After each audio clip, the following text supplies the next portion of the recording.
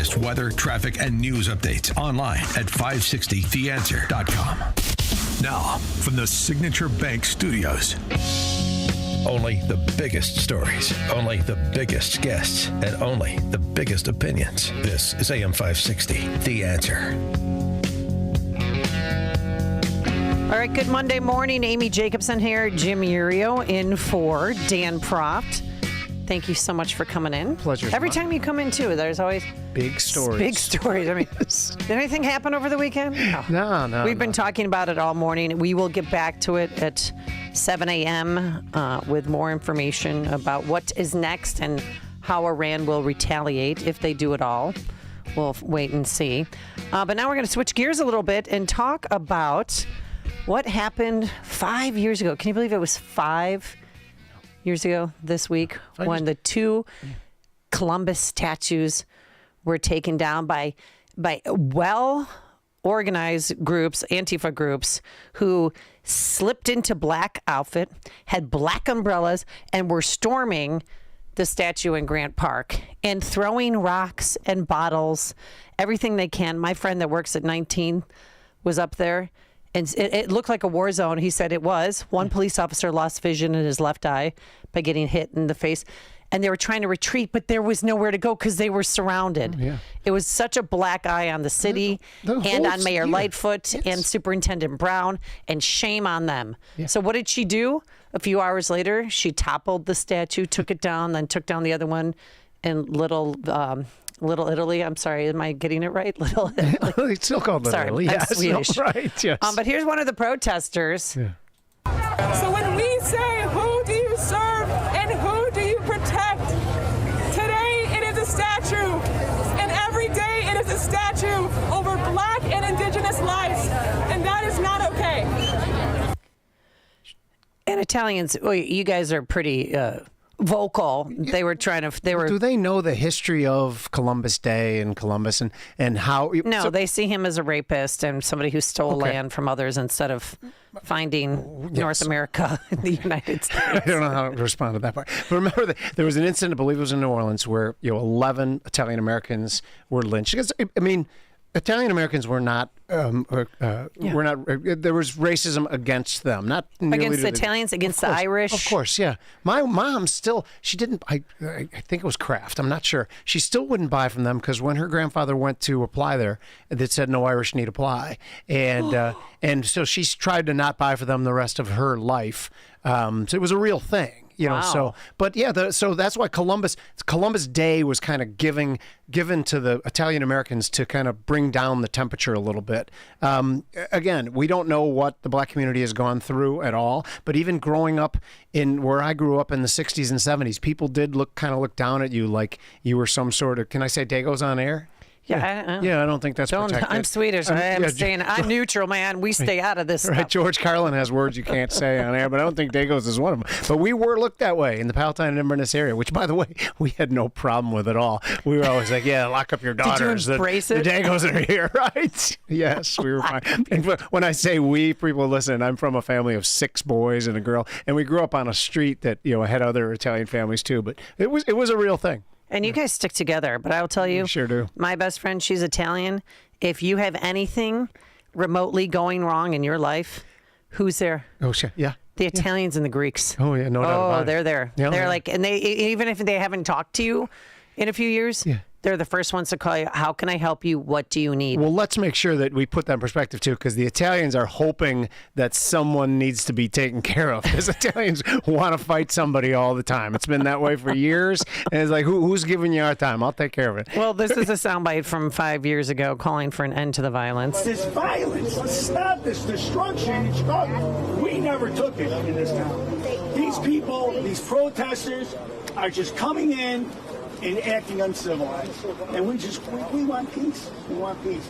Want peace? Well, they stopped fighting once the statues came down and they caved and were cowards to Antifa, who, by the way, the people that got arrested, which is a smattering, 92% of them were out-of-towners. Oh, of course. Completely orchestrated, Soros-sponsored conjecture on my part. Yep. Soros-sponsored event because they were bussed in. They had matching uniforms and black umbrellas and rocks. So they give them backpacks with a cement block, and then they take a hammer and smash the concrete block, and But we're boom, crazy. you have a weapon. We're crazy conspiracy theorists for thinking that they're backed by someone, despite the fact that in Charlottesville, when the first time it actually dawned on me, where they're all wearing matching khakis with brand new torches, and they looked like they were from Central Casting. The whole thing was like, wait a second. I know, that was so bizarre. I watched that so. too, and I was like, I don't get it. Yeah.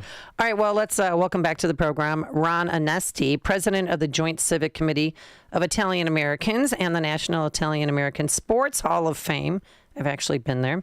He's director of Casa Italia and, I'm almost done, a director of the Italian American War Veterans Museum, and also owner of the Arcadia and the Des Plaines Theater. Okay. Quite the resume. That is a heck of a resume. Good morning, Ron. How are you? Hi, guys. Good. Well, I could have sat here and listened to you for another 2 hours on that topic. You did a great job. I was thinking the same thing, Faizan. Ron, where did you grow up?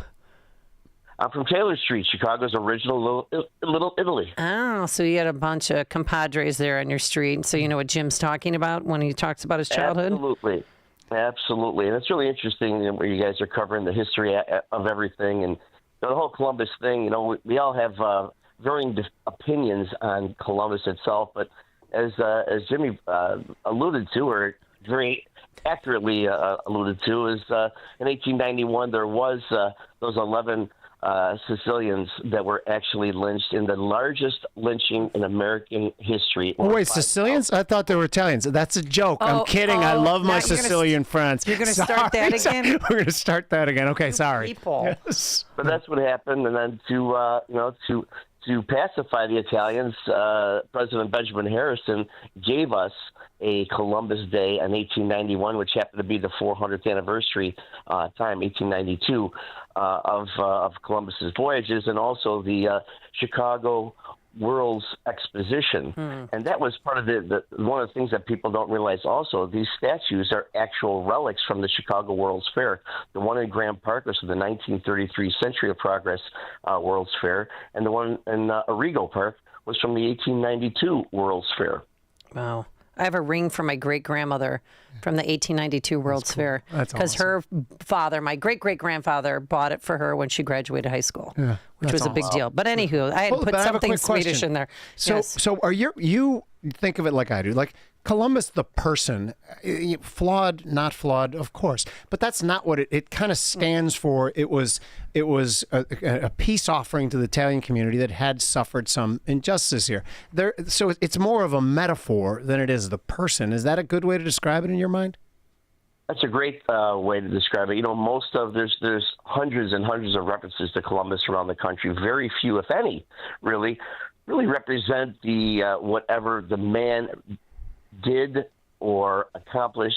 It really represents the contributions made by Italians to this country, to these cities, and their development.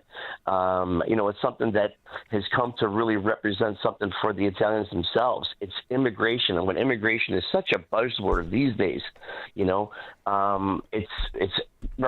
come to represent the heroes that came over to this country, and it was a sign of faith and hope. Kind of pretty much what people see when they come through the harbor and they see the Statue of Liberty. That's what Columbus was to many immigrants, many European immigrants, and Spanish as well.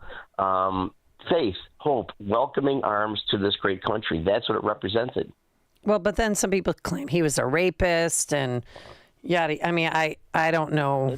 And we disagree. I mean, we have facts, we have authors, we have scholars. There was a book that came out by Howard Zinn in the 1980s. It just was a complete fallacy that many of the intellectual, or I shouldn't say intellectual, but the educational community took arms with and made it law. And it's just a fallacy.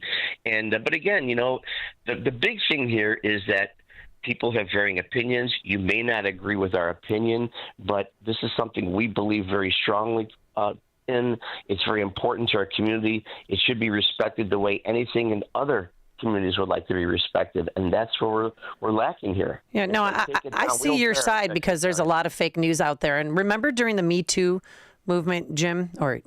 Yeah. I liked that. By the We way. like Thank Jimmy, you for by the that. way. Yeah. Sorry about that. No, it's great. No, Martin Luther King Jr., there were allegations because he course. was active, if you know what I mean.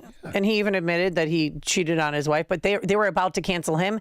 And then all of a sudden it stopped because it was Martin Luther King Jr. Of course. You know, but for Columbus, he didn't get the same Yeah. respect. All right, so Indigenous People Day. You guys obviously don't honor that, and I think Trump has changed it back to Columbus Day, correct? Is that was what they tried to slip in to kind of take away? Oh, no. Columbus Day? On the CPS calendar, It says Indigenous it people. said well, I'm not there anymore, Stop this thank ride. God. Yeah. It said Indigenous People Day on our calendar, not Columbus Day. Yeah.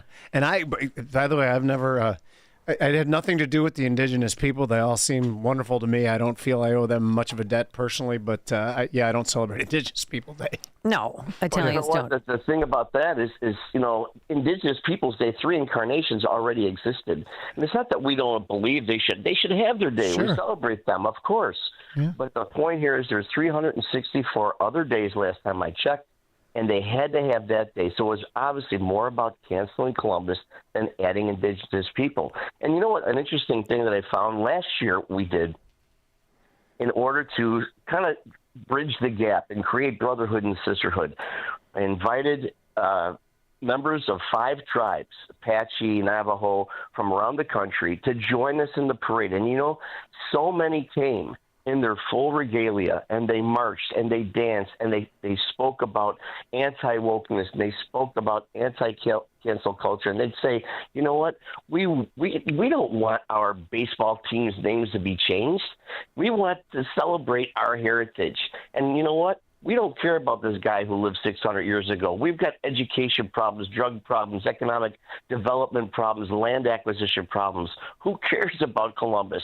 And they said another very interesting thing, that it's only the people that are vocal about this is a very, very, in their community, is a very, very small percentage. And one other thing they said was very interesting to me is that I would refer to them as indigenous. I said, by the way, the whole indigenous reference is somewhat offensive, too, because that is not who we are. You're taking away our identity. We're Native Americans.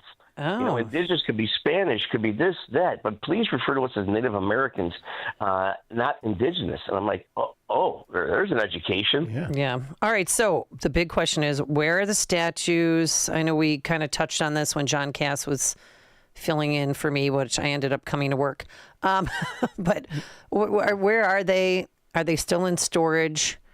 And when are they coming back out? So John's a friend, and it was a little disappointing on the position about the deal that was made, that it was a negative situation, because it completely wasn't. Number one, we cannot forget the administrations, both the last one and this one, that are very, very challenging to deal with when it comes to this sort of thing. The statues are still alive and well. They are in warehouses that I've been at, Park District warehouses. But why? When are they going to come? It's been 5 years.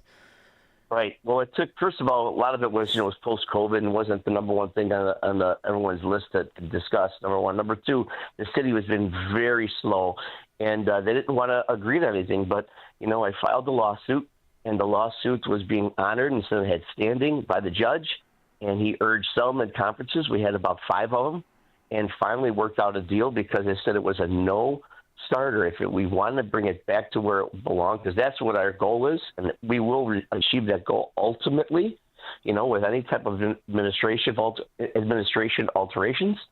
But yes, we signed a deal just about 3 weeks ago, 4 weeks ago actually.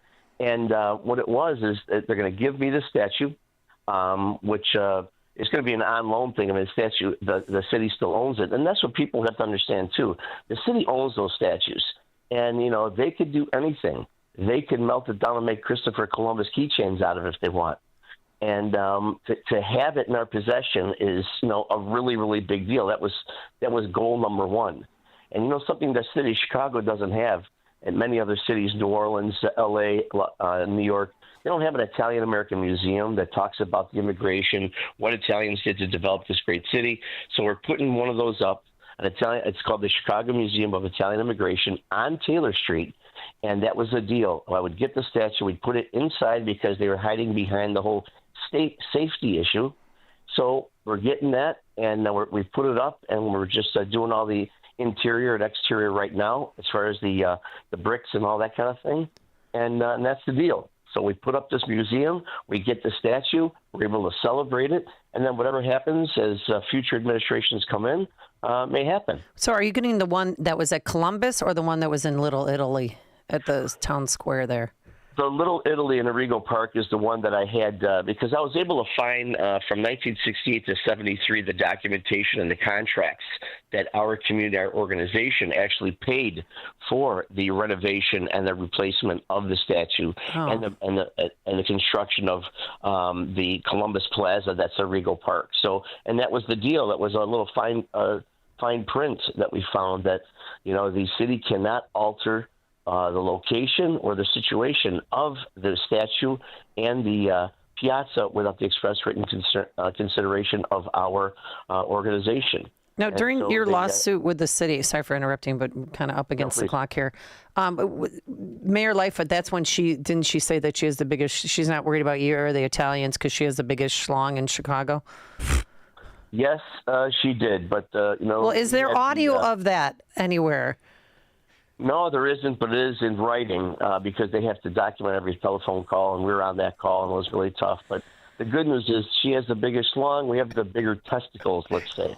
Oh, well, This quite a conversation statement. going south quickly, and I don't mind. I have to tell you. well, that's what the mayor said. Yeah, I She's know. ready to play She said- ball because she was she's a the mayor. dude. Yes.